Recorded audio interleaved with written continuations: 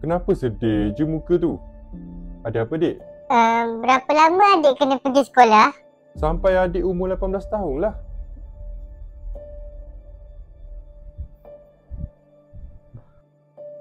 Okey, Dik. Kita dah sampai dekat sekolah.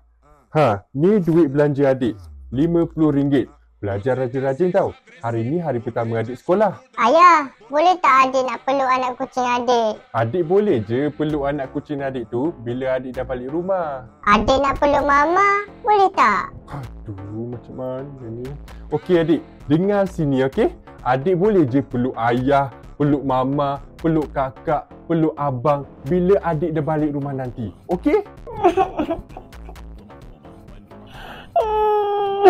Adik jangan nangis. Adik jangan risaulah. Dekat sekolah tu ada kawan baru adik.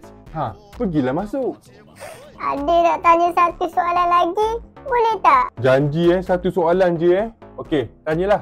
Ayah janji tau, jangan lupa ambil adik lepas adik umur 18 tahun.